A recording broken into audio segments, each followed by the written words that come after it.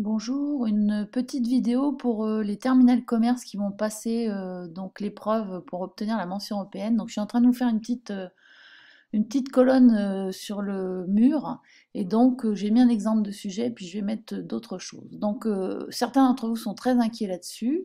En fait, l'épreuve, elle se déroule, donc on retrouvera ici, voilà, le sujet. Vous commencez par, alors vous voyez, l'épreuve, elle dure 20 minutes, vous avez 20 minutes de préparation. Vous commencez par ce qu'on appelle role play, donc en fait, vous avez une mise en situation. On fera celle-là ensemble, elle est un peu vieille, mais j'en ai d'autres, donc session 2013. Ben là, il s'agissait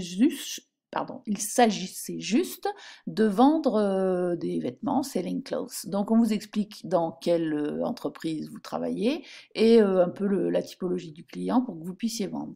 Ça, bah, vous le préparez, vous pouvez conserver votre feuille, mais ce qui est bien, c'est de ne pas trop lire. Ça dure à peu près 10 minutes. Donc, la première partie, vous voyez, 10 minutes. Et ensuite, vous avez donc deux autres choses à faire. Ça se divise en trois parties. La deuxième partie, elle porte, voilà, on va réaliser ça, une petite grille avec des activités que vous avez réalisées avec moi ou avec votre professeur d'anglais sur l'ouverture européenne. Donc en principe, on en met 3 et 3.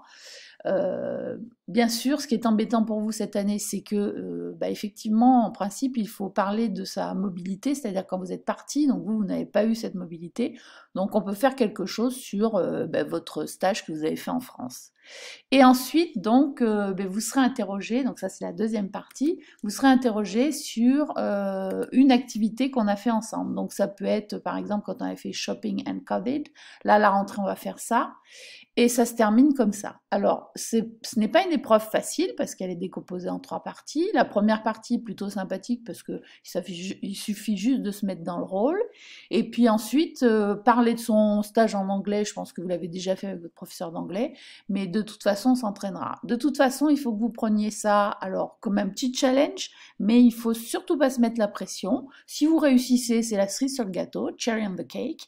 Mais si vous ne réussissez pas, eh ben, c'est pas grave, ça vous fera quand même une expérience. Voilà, j'espère que j'ai été assez claire, on en reparle de toute façon. Bon courage à tous!